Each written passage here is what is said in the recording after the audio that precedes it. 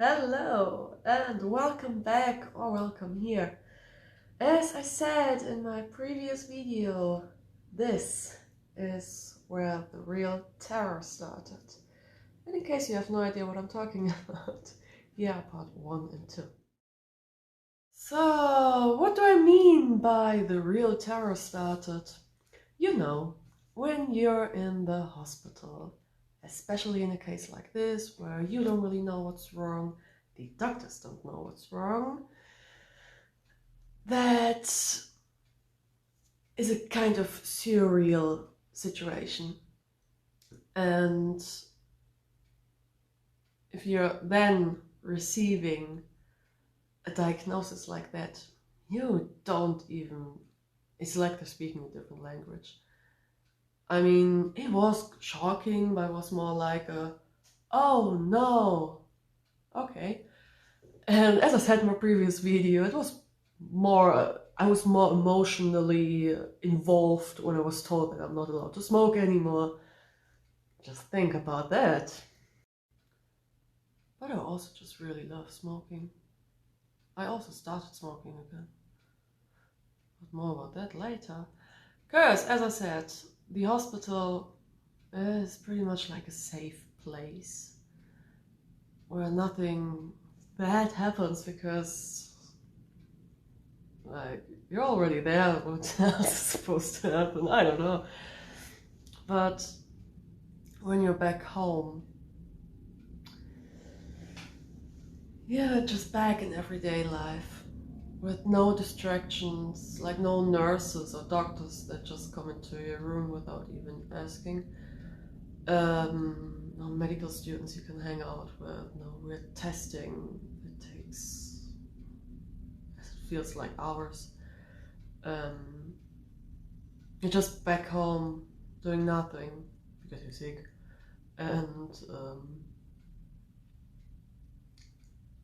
you actually have, for the first time this whole period, you actually have time to contemplate what this actually means. And then you slowly start to understand that this isn't a oh no situation. You're back in reality with all the problems you left behind when you went to the hospital. Because in the hospital, all of this doesn't matter. The only thing important is getting better. But when you're back home, everything matters again, like right away. And just physically getting better and feeling well isn't quite a priority. Maybe that's just me. That's probably just me. I am a really stressed person, like really stressed. And then having an illness that slows you down is super stressful. My mom actually just recently compared me to that rabbit from Alice in Wonderland. You know, the clock. Running out of time. I'm also always running out of time, and now I need to slow down. Sucks. It truly sucks.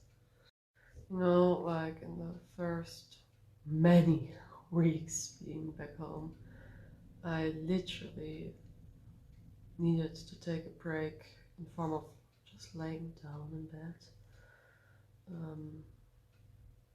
I needed a break from having breakfast. Like, eating breakfast was so exhausting for me, I needed to lay down for an hour. That kind of slow down. Truly fucking stressful. But to be honest, the physical problems I had actually weren't the worst. The mental instability was what made these weeks real terror. So get back to the beginning of this video. I remember crying with my mom every night that I don't want to be sick. Like, I've been through enough already, and on top of everything, now I'm also physically sick, and then I can't handle that. And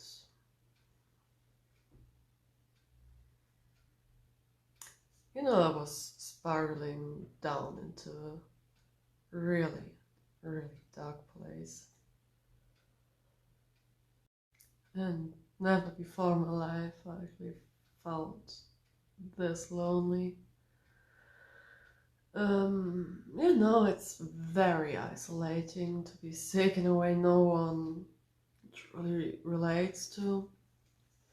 And like, you know, the few that actually stay around don't really understand what it's like. The rest don't even care. And yeah, that's a whole new level of being alone. And this was actually the worst part. I had horrible anxiety and panic attacks. And I mean, even though I've never been an anxious person, but in the first few weeks after being in the hospital, I was such a sissy. No, for real, I have no idea. I was in so much fear in these weeks because I'm seriously not an anxious person. Depressed, yes, but not anxious. And I remember being scared that it would stay like that. Luckily it didn't. I was truly scared that it would stay like that. I really felt like I lost myself. My personality. I actually felt like I was going crazy.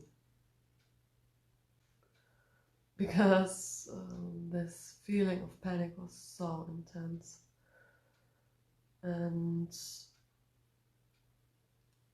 I constantly felt like I was fighting for my life without even knowing what I was fighting. I mean, what added to this feeling of panic was back then I often, like several times a day, saw movement in the corner of my eye, on my left side, which was also which is where I had the most problems with my sight.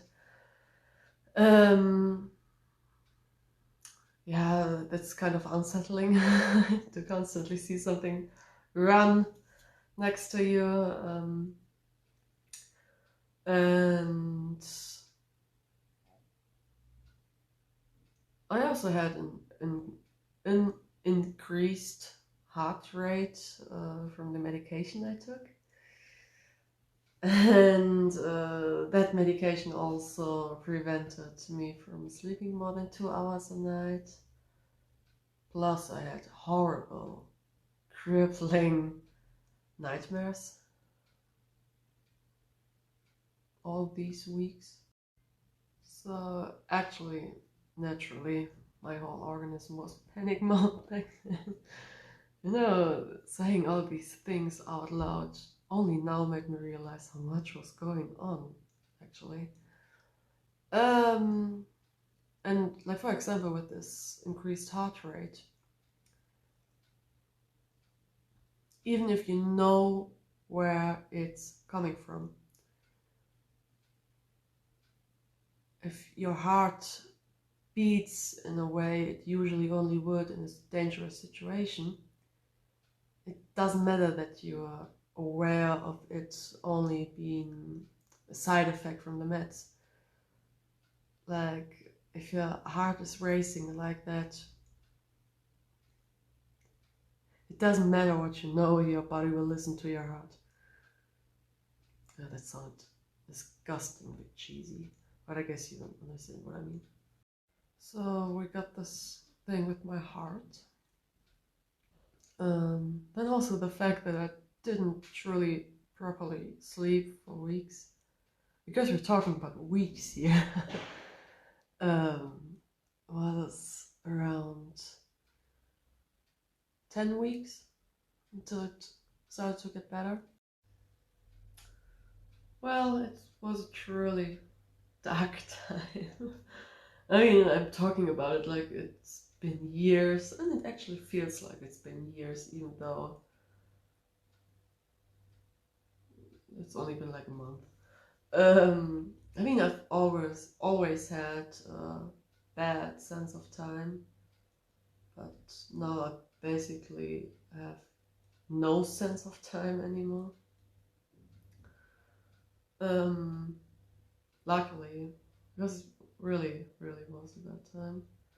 As I said earlier, I also started smoking again, because at some point I was in a place where I just needed some relief in any way, because everything was just way too much to handle, and I just felt like I lost so much control over my life.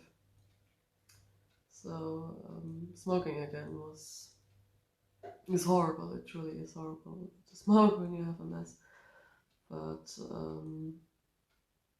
that was like the only thing that could, like, it was the best thing to do to calm me down, to handle the situation. Like I said, I was fighting for my life, literally, but without having an actual enemy. So I couldn't win or lose. It was just an endless battle. I mean, luckily it was endless, but back then it absolutely didn't feel like it. And I actually think it only started getting better when my meds started to wear off. So the physical symptoms that supported this feeling of panic slowly disappeared. So I finally could get back in contact with my mind again, and realize that I am indeed scared, because this is a horribly scary situation, but I'm not in panic, like that kind of panic that makes you want to jump out of a window or rip out all of your hair. I was walking around in circles a lot and just talking nonsense, like just repeating intrusive thoughts out loud for a long time. Man, I actually was going crazy. And now it's been around 4 months since I was hospitalized, and I am mentally more stable now. I'm still not okay with it. I'm still pretty scared and depressed, but I'm slowly starting to accept it, and I would say I'm more settled now than I was the last past months. But I guess once I finally build up the courage to email my therapist, this will change. So I stopped going to therapy like 2 years ago, but he offered me to always be able to come back when I need to. And I guess this is the right time to accept this offer. But I think once I finally manage to email him and go there and explain what happened, I then will be a little bit less mentally stable. Which makes it even more important to go back to therapy. I just don't want to talk about it. I seriously don't. I am. Maybe it's too much to say I'm slowly starting to accept it, because to be honest, I'm actually not accepting anything here, and I think just ignoring it will make it go away.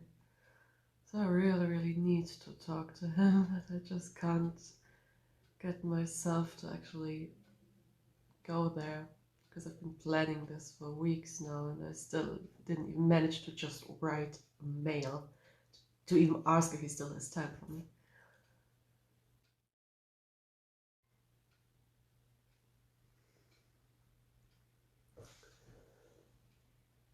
Hey Doc, in case you're seeing this, hit me up, because this mental paralysis that I've been struggling with all my life kind of prevents me from doing it myself. Okay, that's it.